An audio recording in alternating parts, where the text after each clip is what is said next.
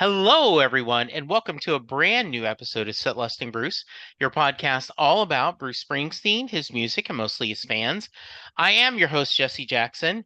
We are getting off the Bruce train, though I'm sure he will come up as we often does. And I am talking to a fellow Jackson, but Jackson Reed. So my last name is your first name. Made me smile. Jackson, welcome to the podcast. Thank you for having me, Jesse. It's a pleasure to be here. Yeah, tell us about yourself. Yes, I'm from Calgary, Alberta. I'm a musician with my own group, Jackson Reed and the Silverbirds. We just put out a brand new single, which is a cover of Little Red Corvette by Prince. The track is doing really well on radio right now. We've gotten airplay all across Canada and the US with more to come. And besides that stuff, I also have a podcast myself. I am the host of the podcast Guess That Record, which is another music podcast. I interview guests and then we play a little game of 20 questions to try and figure out which album I pulled from my collection. And it's been crazy successful because we've interviewed people like Andy Summers, Dweezil Zappa, and I was just in Seattle I was invited by Billy Joel's team to interview Billy's drummer Chuck Berge before their show, which is probably one of the highlights of my career so far. Yeah, that's what I got going on. That's a lot. That sounds great. I'm going to be forward and go, hey, I'd love to come in and play. Yeah. That would be a blast. Good for you. All right. So we're going to get to all that. We're going to get to your music. We're going to get to your podcast. I have tons of questions. You were nice enough to send me the links. I've been able to hear the cover of Little Red Corvette. I've been able to hear some of your original, but I always like to start at the beginning. So tell me, where did you grow up and what kind of music was your family listening to when you were younger? Yeah, so grew up here in Calgary, and it's interesting with music because I really like in my family, only me and my sister have become musical. And I do link that back to my parents. We got enrolled as in music school when we were younger, so we learned how to read and or like how to read notes and that sort of thing. So I think that's where it got instilled in me. And in terms of what I heard growing up, I think I always was drawn to older music. I'm 26 for anyone wondering. And yeah, like I remember hearing like John Denver and James Taylor a lot growing up, but I didn't really the interesting thing is that I fully got into like rock and roll on my own. When I was 11 years old, I discovered the Beatles, and I've been on this path ever since. And it's been my own thing because, like with Bruce, for example, my dad likes sort of a few of Bruce's songs, but he was never like a diehard fan. But I got into him entirely on my own and went off from there. So a lot of this music is just my own interest, basically. That's interesting. So even though they had you sign up and they wanted you to go for like music lessons and teaching, they were not big music fans, either one of them? No, they do like music. They're not like anti-music or whatever. I wouldn't call them like fans or like hardcore fans of specific bands or anything like Okay. that. They just like everything, I would say. Okay. Good. Yeah. When you talked about discovering rock and roll and such, tell me, and I'll make this specific and then we'll go to general. I'll often ask someone who is passionate about Fish or Billy Joel or Aretha Franklin or Bruce Springsteen, right? Can you remember when you first heard X, that band, and what about their music spoke to you? So I'll let you go it either way, Jackson, if you want to talk specifically about Bruce, or if you want to talk specifically about that rock music, classic rock, or whatever you call it, either or both. Give me that story. I think I'll give you there were three important musical discoveries in my development as a musician. So I already mentioned the first one. When I was 11, I heard Paperback Writer by the Beatles, and to this day, I still think it's one of the coolest sounding guitar riffs of all time. And I was totally sucked into the Beatles from there to the point for about 2 years, I didn't listen to any other bands. I was just like, no, nothing else can top the Beatles. But it's interesting because they made me like practice guitar more and try and play guitar more, but I didn't fully get good during that period, I guess you could say. And I actually lost interest for about a year. I didn't really play guitar at all for a year. But when I was 15, I discovered Led Zeppelin. And Led Zeppelin, I was blown away by Jimmy Page. And it, like, listening to that music was like, okay, I'm actually going to try taking this thing seriously. And that's when I really began to dedicate my time to getting good on guitar. And it was around, this was in high school, and I was thinking I should try and see if I what I can do in music. But I never wanted to be a singer, which is the interesting thing. I was like, I'm just going to be the next Jimmy Page, and I'll put together a band where we'll get a Robert Plant or whatever. But Right. it was a pain to try and set up bands, to the point where I was like, okay, I guess I'll just be solo then, because then I'm not reliant on other people, basically. And it was around that time. So then I finished high school. I'm in university. I'm 19 years old.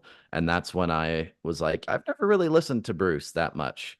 I knew Born in the USA, Dancing in the Dark, Born to Run. I knew all those songs, but I was like, I never really did a proper deep dive. And it was around that time when I got into his music and just was completely blown away by it. And but seeing how Bruce sings, I love Bruce as a vocalist, but I wouldn't say maybe he's like the most technically proficient vocalist of all time, but neither am I. And that's how I could be a singer. And I also just was really drawn to his live performance. I've always, even going back to my early days in music, I loved, like, The Who was another band that was a huge influence, and a big reason for that was because I loved watching them live, because they were just like going crazy on stage. And Bruce is like that. Bruce has that kind of energy on stage. And I discovering Bruce at that time was important because it gave me kind of a blueprint of how I could be as an artist. And so, yeah, those are the three bands, three artists I look at when looking at who has influenced me. I would say those are the three key moments. That's awesome. I know you're busy making music and stuff, but have you had a chance to watch the Little Steven documentary that's on Max? I haven't had a chance yet, Okay. but I've read his book, though. I have read Yeah. his book. So yeah, Um, he may have said that I think he talked about it in the book, but in the documentary, he talks about that February the Beatles play. The next day there's all these bands, mhm. but you're like, we could never be them. And then you see the Rolling Stones and you go, oh, we could be them. So that reminded me of, because Bruce was on AMC a few years ago talking about the Searchers, and I forgot the other movie, and he talked about he doesn't think of himself as a vocalist, and he thinks that it's the durability of his voice is the reason why it's good. And then when he did the covers album a couple of years ago, he talked about, well, I realized maybe I'm not that bad of a vocalist, right? Mhm. And I agree with you, right? You don't think of him as a Tony Bennett, a Frank Sinatra, even a Taylor Swift, right? Or somebody that is this Linda Ronstadt or something, this wonderful vocalist. But there is something about the energy and the drive he does and the emotion he uses in his voice helps to communicate. By the way, I'd like you to talk a little bit more and just, you probably can't go into too much depth, but I have heard that from other people. I remember I have a friend named Sarah Hickman, who singer-songwriter, and she talked about that it's a pain in the butt to have a band.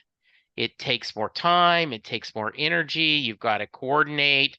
Ryan Harkrider is my nephew, and he does original kind of 60s soul music. And they're the Night Owls, and he talks about touring, and you got to argue, and he says the 2 hours on stage is the easiest part of the gig. And Sarah said the same thing. She goes, but it's so much easier to do it solo, but it's tougher to get live gigs because people want bands, right? So talk a little bit more about that topsy-turvy of, it's just so much easier to show up with your guitar and sing, right? Yeah, I so it's yeah. going back to what I was saying before, like when I was in high school, I wanted to put together a band, but I just couldn't find people. Like it was, I never, my high school bands, it was most of the time, it was just me and a drummer. I could never find bass player or anything extra. And if I did, then they would be flaky and not want to commit to anything.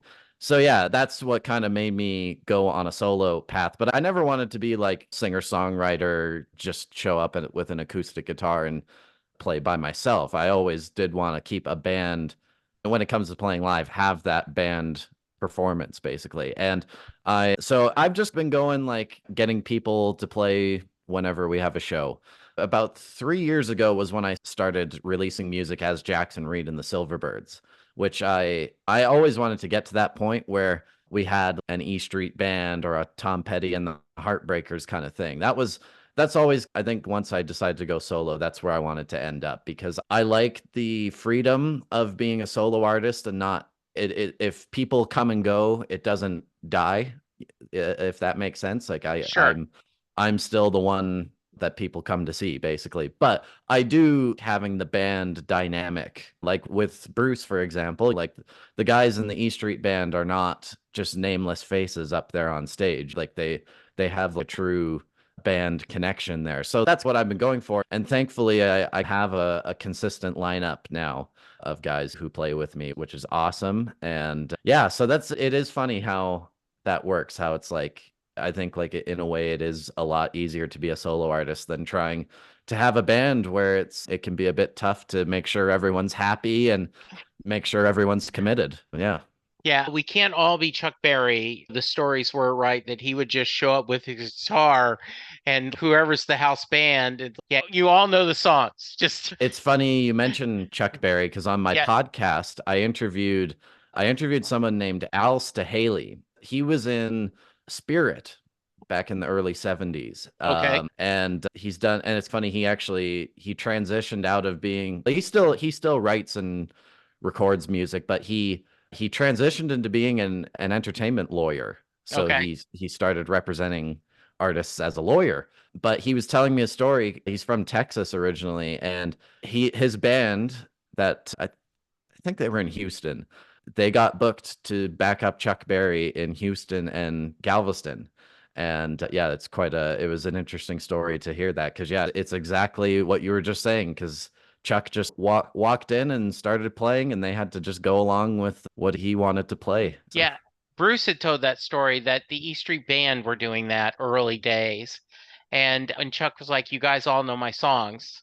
And if not, you're gonna fake it. mhm. Just, okay, we're just gonna go through." And you're like, "Okay, you're like, there's no rehearsal, there's no set list. It's just I'm gonna play it." So yeah, I think that's pretty cool. When I always like to preface this, the amount of times you've seen an artist perform live is not a fair barometer of how big of a fan you are. But you mentioned Bruce's live shows was an influence to you. Have you been able to see him live? And if so, do you count? I have finally got the chance to see him live. So it's funny. I became a fan in 2017. So Okay. of course, he toured in 2016. So I missed that tour. And then he did his Broadway residency. And then the pandemic happens. So I had to wait 6 years to finally get the chance to see him. But I got to see him last year for the first time in Seattle.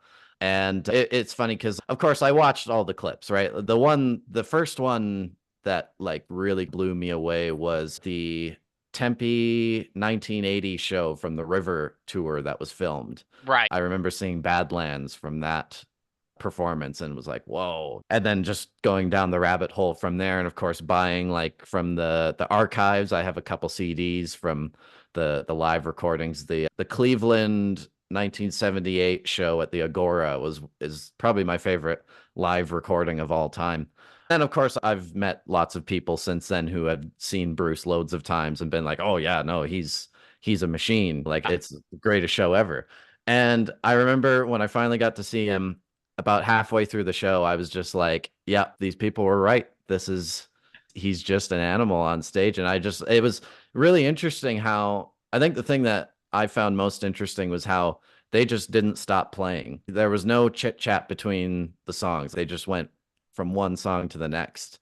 And yeah, I'm glad I finally got the chance to see him. It's really funny because the reason I went to Seattle was because when they announced his initial shows last year, that was the closest one. And I wasn't expecting him to come to Calgary, so I was like, I'm just going to go to Seattle.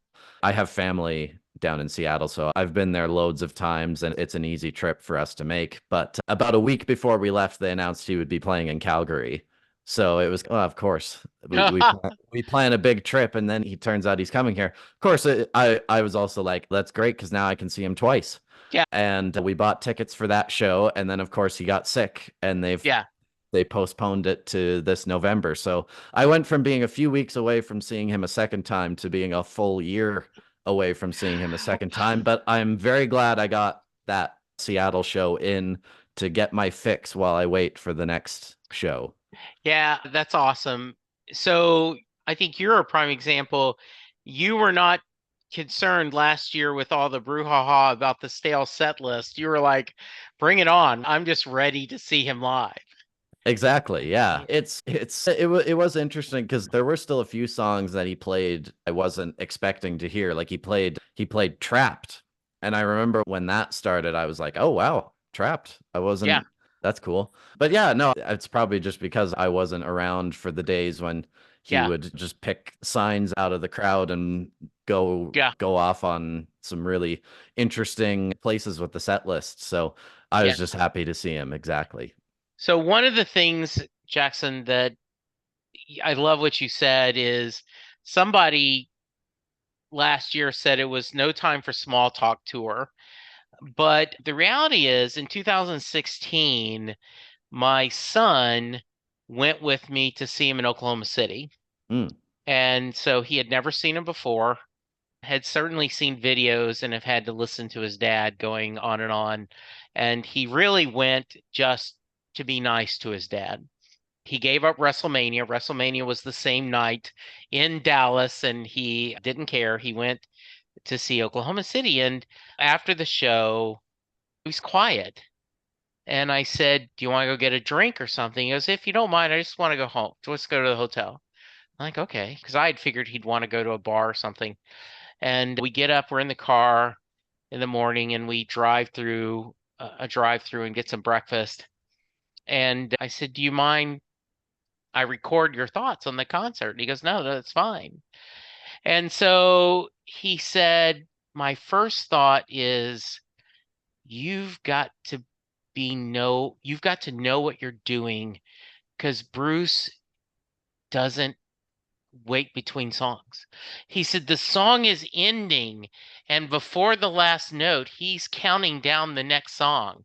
If Hmm. you're not ready, you're screwed, Dad. That's true. And the other thing he made a joke of, because we're big American football fans, he said he throws that guitar and the guy catches it. He said, I wish the Cowboys receivers would catch that. Yeah, so he's become a fan since then. And I joke sometimes during this year, he's right under 3 hours, right? But if he just took 2 minutes between each song just to retune it would go over three. Yeah. It is just when you perform live, I assume there's a little bit of space between songs, right, Jackson? Yeah, I'm glad that I'm at the point now where I always wanted to be like a storyteller Yeah. between songs. I know Bruce has been Yeah, in the great at past, he's that. been able to do that. Absolutely. And I saw Paul McCartney 2 years ago, Okay. and like his banter between songs was really great. And so I've always wanted to do that, but for years I couldn't because it was like I don't know what to talk about. But now I've got lots of stories to tell at this point. When we play our song Dangerous Lover, of course that was a track we recorded with Kenny Aronoff, the great drummer who was with John Mellencamp back in the day and has played with so many other artists. And now I can tell a cool story about how we got to work with Kenny. And same thing with the podcast. Now that I've got the chance to interact with people like Andy Summers and Dweezil Zappa, now we can do a song that kind of ties into the podcast and be like, I interviewed the guy that played on this song.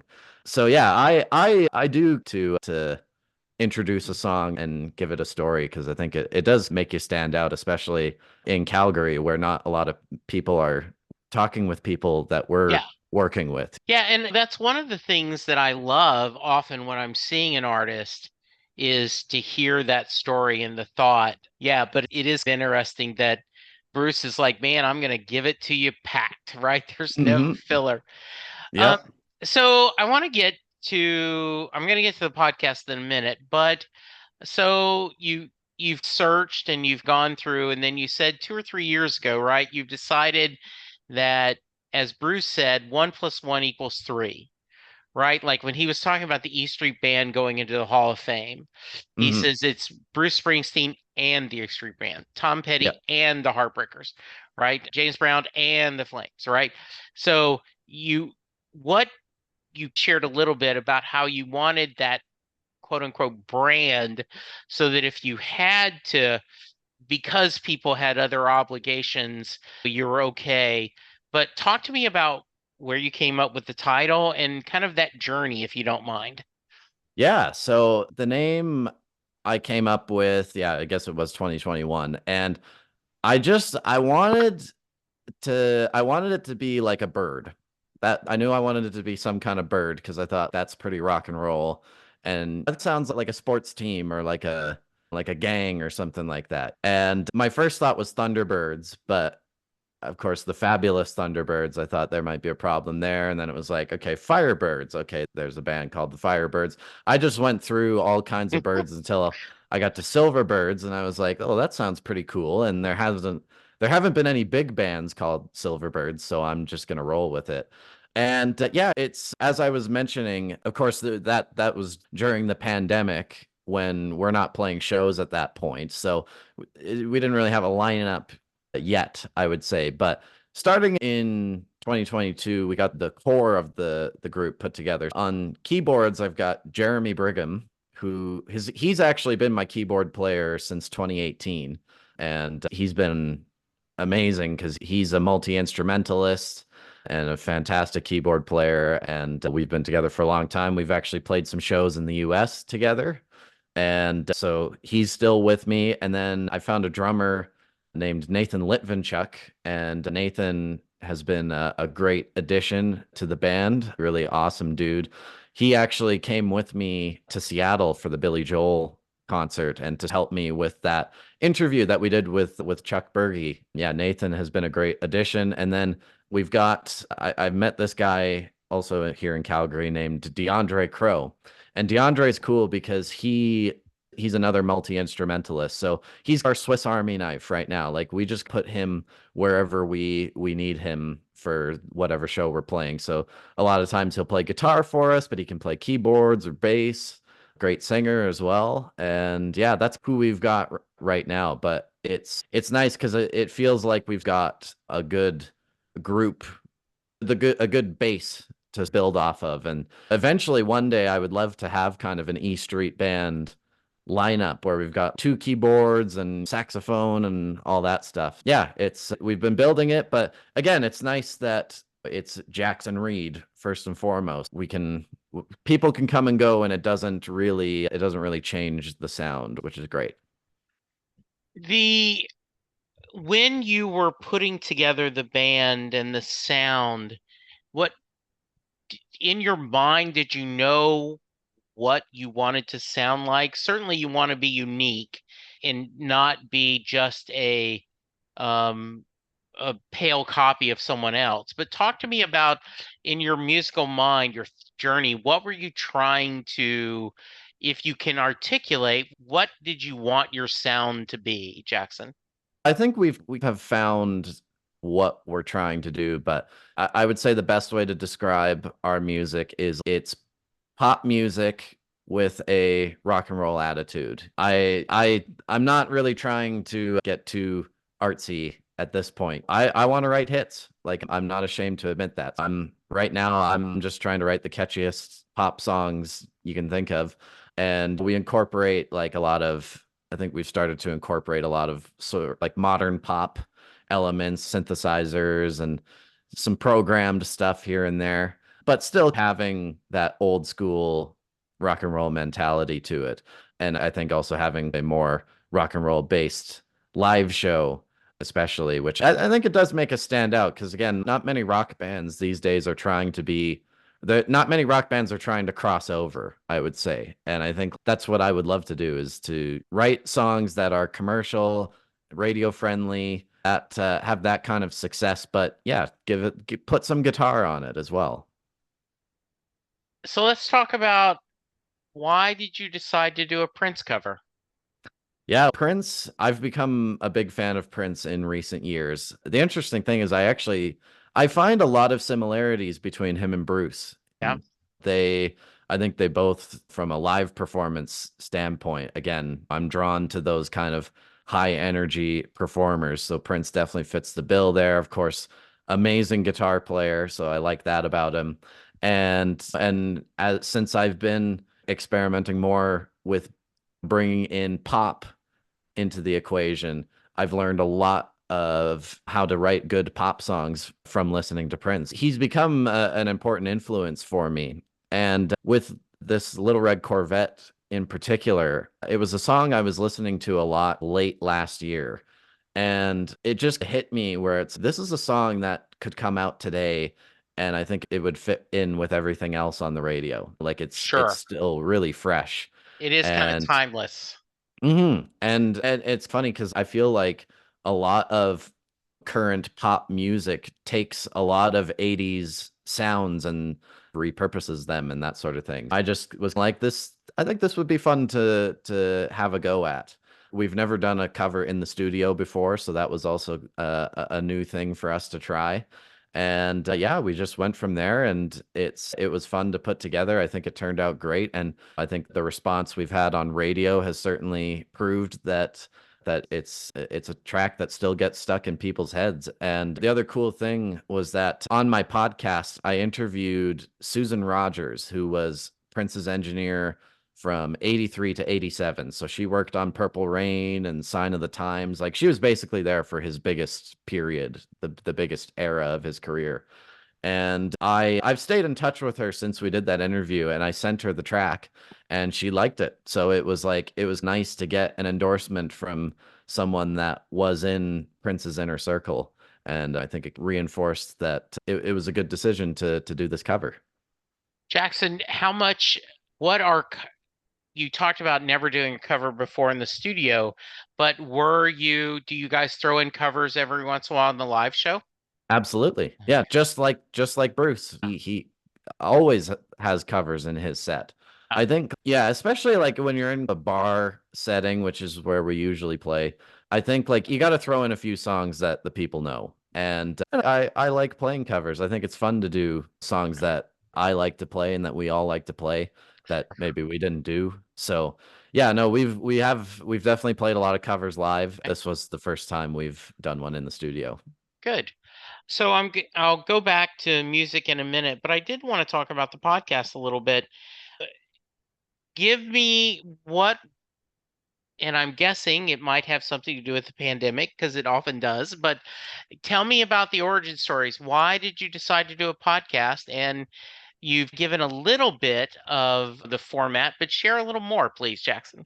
Yeah, so it's funny because I came up with the podcast in 2021. So things weren't really back to normal yet, but I had just graduated from university and I hadn't really found like any work yet, so I was just at home a lot. And I don't really know what was like, it just was a very spur of the moment kind of idea where I was like, maybe I could have a podcast. I Okay. went to university for journalism, so I do have a background in interviewing people and that sort of thing. And it just, once I came up with the idea of, okay, we'll bring on a guest, do an interview with them, talk about their career. And then I also have a big vinyl collection. So it was another way for me to incorporate my vinyl, but I'll take a record that they like and then give them some clues about it. And we'll do 20 questions and they have to try and figure out what the record is. And then we talk about that record. I thought that's a unique, I hadn't seen any other podcasts doing something like that before. Then I kind of just started putting it together. I spent about 4 months, 3 or 4 months I did 5 episodes before I released the show.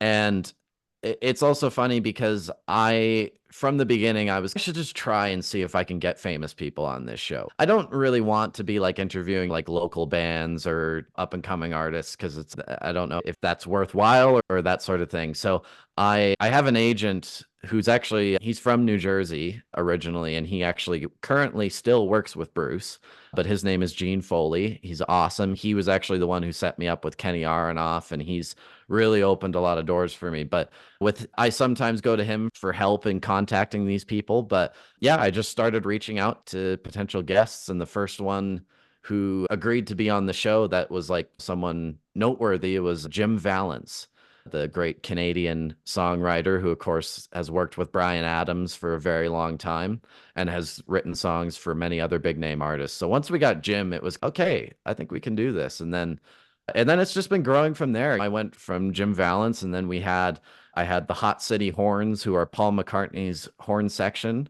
I had David Paich from Toto, what a resume he's got. That was crazy to talk with him. And then Susan Rogers, and then Dweezil Zappa, and then Andy Summers. And then we got to the big opportunity, which was our most recent episode where we took the show on the road and interviewed Chuck Berge at the Billy Joel show, which I can tell you all about it because I think it's probably the coolest experience of my life getting to do that. Yeah, tell me, please. That was my second interview with Chuck. I interviewed Chuck for the first time in February of this year. And Billy, it's funny because I'm a huge fan of Billy Joel as well. And Sure. I had never seen him live. So the last few years, I've made a point of trying to see like my big influences. So I made the effort to go out to see Paul McCartney. I made the effort to go see Bruce. And I was like, if Billy can play somewhere close, I will go see Billy. And then he announced a show in Seattle for this May, or this past May now. And I bought tickets to that show with Nathan, my drummer. We were Yeah. gonna go to it no matter what. But then I booked the interview with Chuck, and it was great. Chuck is one of the coolest people in the music business I've had the chance to speak with. And after the interview, I told him that we were going to be coming to that show and if there was any possibility of doing something while we were there. And he was like, yeah, we can definitely look into it. So he then went to Billy's team and gave us the seal of approval and all that stuff. And thankfully, Billy's people were already familiar with me because I tried to get some other people from Billy's band on the show before I got Chuck. So that's how I got connected to Billy's team. So Billy's publicist actually came to me with another client of hers. Her name is Jenna Andrews. She's Okay. big time pop songwriter. She's written like #1 hits for BTS and that sort of thing. And she's from Calgary, which was pretty awesome to speak with her for that reason. But so Billy's people were already familiar with me and had come to me to book some of their clients on the show. And I think that kind of helped them Nice. be like, yeah, okay, yeah, we can do something in Seattle. So yeah, then it was all booked up, and we met with Chuck the day before the show at the band's hotel in downtown Seattle. And Uh-huh. we did the interview, and it was awesome because, of course, we were just like hanging out with Chuck before and after the recording and everything like that. And so we're getting insight into things that normal people would not hear about, which was really cool. And then we did the interview, and again, it was awesome. Like I said, Chuck is genuinely such a nice person and a great guy to talk with. And after we finished the interview, he then says, so after the show tomorrow night, the band and I will be back here in the hotel bar. You guys are more than welcome to come hang out with us after the show. And we were like, whoa. Oh, okay. Yeah. Yeah. So then anyways, we get to the next day. We went to the concert, which was awesome. It was really cool Yeah. to get to see Billy. It was also interesting because it was the first time I had ever been to a show in a stadium. They were playing in the baseball stadium, and I had never been to a stadium show. I had only been to like arenas and theaters Yeah. before that. So that was interesting. But yeah, Billy, it was just hit after hit. And yeah, and then after we finished the show, it was How was about this? How was the sound? It was so this is the interesting thing. They had an opening act, which was actually Jason Bonham. His Led Zeppelin tribute band was Okay. the opening act. And they actually brought Jason out during Billy's set and he played a song on Chuck's kit, which was that was cool. Yeah, But that's cool. Yeah.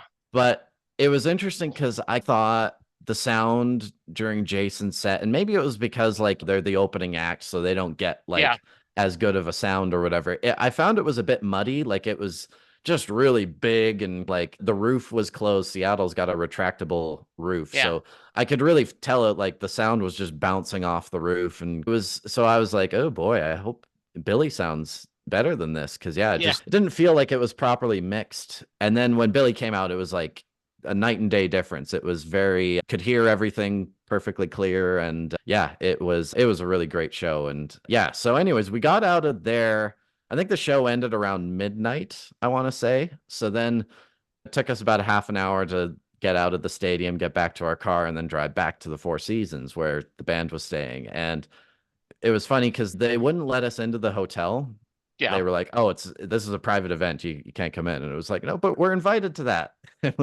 It felt out of a movie, right? Yeah. So I had to phone Chuck and be like, "Hey, they won't let us in here." And so he came around and got us in, and then we're in. So we're sitting at the bar, and Nathan and I are just looking around, and it's like pretty much everyone in Billy's band is just here hanging out, and it's we couldn't believe it that we were Oh, wow.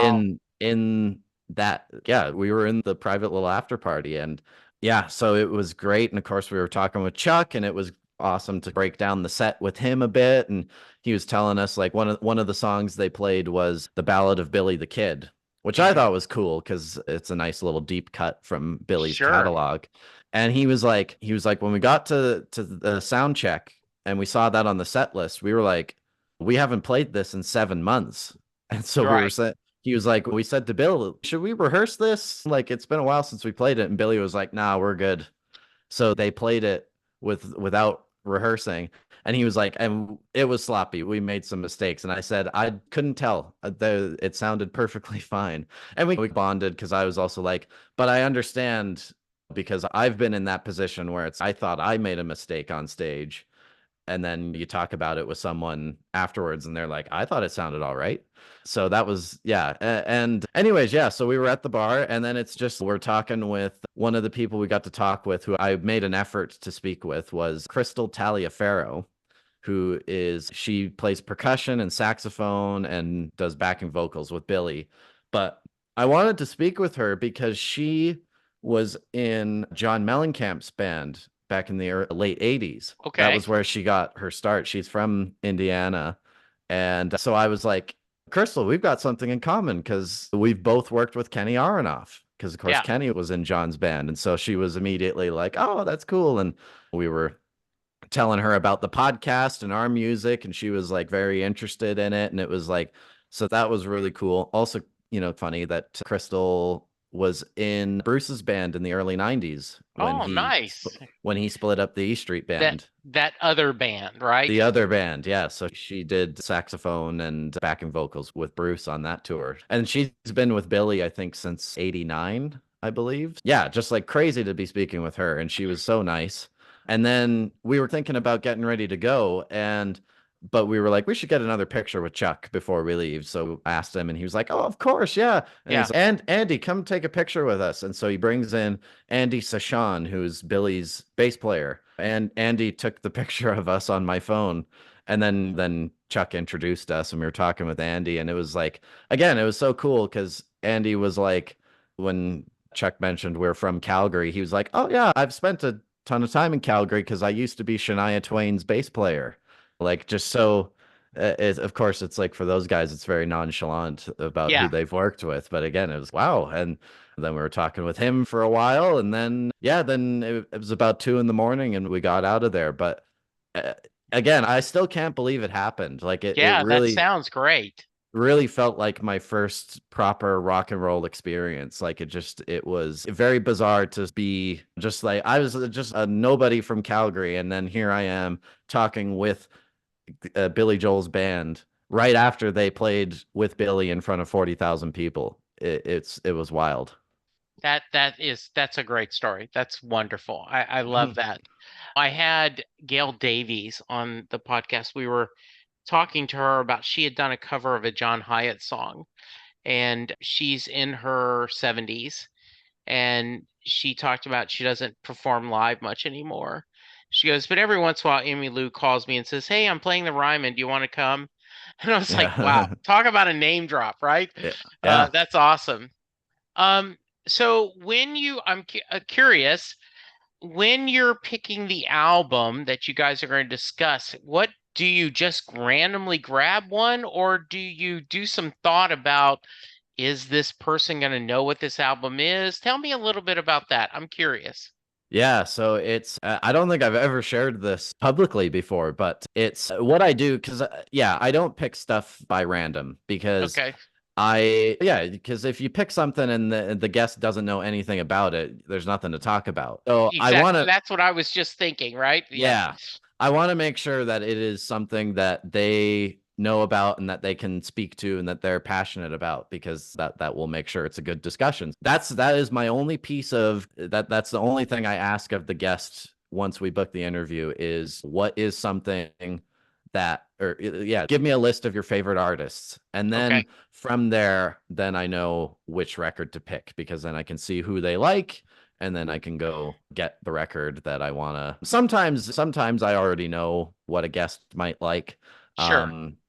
But yeah, and then other times we actually don't do the guessing segment. Like sometimes a guest might not have time for it. So in those Right. instances, we just do an interview. Like my episode with Andy Summers was just an interview because of course he was like doing a ton of press that day. So Sure. I only had 30 minutes with him. Yeah, but I was lucky enough to talk to Don McLean, and same thing. He was doing a press junket. They said you only have 20 minutes. And so I had my clock on, like making sure. And originally he had no interest in doing the Mary question. And I was disappointed, but that's my thing, man. That's my thing. And then after he had said yes, then he came back and said, his publicist, okay, he's listened to the song and he's okay you asking the question. So, yes. So that was fun. yeah. So good for you that you've been able to get quote unquote celebrities or people that have been on the podcast. I applaud you. That is something I try to do that as well, not as successful as you. And mostly to have them a chance to talk about their musical fandom the same way I'm having you talk about yours, right? Yeah. So yeah, good for you. So what's next for you? What both musically and career wise and podcast wise, what's next for you? What do you want to do next? The main goal for sure is to get a record deal. Okay. I want to be doing music full time. That is definitely the goal. And yeah, it's funny because once I get into a release, I try to just get through the release first and then figure out what's next. So yeah, right now we're just totally focused on making sure Little Red Corvette is a success. And Okay. so far it's doing well. We're on the radio of course, in Canada, we're Calgary, Edmonton, Winnipeg, and then in the States, we've been on in LA and New Orleans and Detroit. And so I'm working hard to make sure that it's getting on the radio.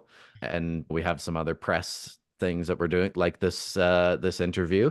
It's just we'll get through this release and then figure out what to do next. But Okay. yeah, the long-term goal is to get a record deal. Absolutely. I want to be on the road. I want to be playing live and putting out records and doing all that good stuff. And I think in terms of the podcast, we've definitely, it's interesting because I don't really do the podcast the way you're supposed to. Because, of course, with a podcast, you ideally want to be putting out episodes every week or every other week. Like a consistent release schedule is the best thing to do. But of course, I don't do that with my show. Right. I only put out episodes when I can book someone that I find worth talking to, basically. I don't, it's entirely based on when I can get people on the show. But I do think like we have reached another level with the show, especially Yeah. with these most two recent episodes. We had Andy Summers, the guitar player for the Police, right? That's insane. Yeah, that is And awesome. Yeah. and then to go take the show on the road, go to Seattle, do an interview with the drummer for Billy Joel and then get to mingle with everyone else in the band. I think it gives us the ability to do that, to do more episodes like that, where we can maybe get artists who are on tour. And because, yeah, like the fact we were able to do that with Billy Joel's people. Billy's one of the biggest artists of all time. So I think the podcast has really got a lot of potential. I think the music's got a lot of potential. It's all working together to achieve that ultimate goal of getting signed and moving on to the next sort of Yeah. step of my career. All right. What have I not asked you, Jackson, that I should have? The Mary question. I end every podcast with that, so I will get to that in just a minute. But is there anything else? Am I missing a chance for you to tell a story? No, I think we covered it. Okay. Yeah, it's funny how a lot of times I feel like I'm not really doing enough with my music career. It is interesting when I talk it out. Because it is, yeah, especially when I think about other artists in Calgary, they're not recording with Kenny Aronoff, they're not doing podcasts with Andy Summers. Yeah. So it's interesting how I think we probably are on the right trajectory, but it is, yeah. I of course, for me, I want to do more, so I'm always like, it's not enough. I need to keep working harder. But yeah, no, I think we covered it all, and it's good to share it. Nice. Very good. All right. I'll be thinking. I'm going to give you in a minute a chance to tell us where to reach you, give you how they can hear your music, how they can purchase your music, and if you have any final thoughts. But as you mentioned, I end every podcast with the Mary question. And so if you're a fan of either Jackson's podcast or his music, thank you for listening. Jay Armstrong was an honors English teacher in the Philadelphia area. He is now retired, but when he was teaching, he would give his students the lyrics to Thunder Road, and they would read it and study it as if it was a poem. They would talk about that Bruce explores in the song. They would talk about the imagery Bruce explores, and then he would ask his students at the end of the day, does Mary get in the car? So, Jackson, that is your question. Does Mary get in the car at the end of Thunder Road? So I put the song on the turntable yesterday in preparation just to listen to it again. And I think it's ambiguous. And I honestly think some of the best art is ambiguous. My favorite movie of all time is 2001: A Space Odyssey. Right. And that's extremely ambiguous. And it's those pieces of art that are ambiguous. I think it's to leave the final scene up to the listener or the viewer to decide what happens, right? Like it makes Yeah. you think in your head. I think it could have gone either way. I think when you look at Born to Run, of course, it's got the way Bruce structured the album is that each side of the album starts with a hopeful song and ends with a sad song, basically. And Thunder Road, of course, is the hopeful song that starts side one of the album. So I think when you look at it that way, yeah, she probably does get in the car. However, you also have to remember that during the Darkness on the Edge of Town sessions, Bruce recorded a song called The Promise, which I would actually say is probably one of my favorite sort of lesser known Bruce songs. I prefer the version that they did with the full band that you see on the Promise CD, which was all the outtakes Yeah. from the Darkness sessions. Yeah. I love that version of the song as like the saddest track Yeah. I've ever heard. Yeah. It's a great song. I agree. But you'll notice in the chorus of The Promise, he says Thunder Road and is saying Thunder Road, you were a lie, right? This didn't actually mean anything. It didn't matter. So if The Promise is supposed to be a sequel to Thunder Road, then she probably didn't get in the car, I would say.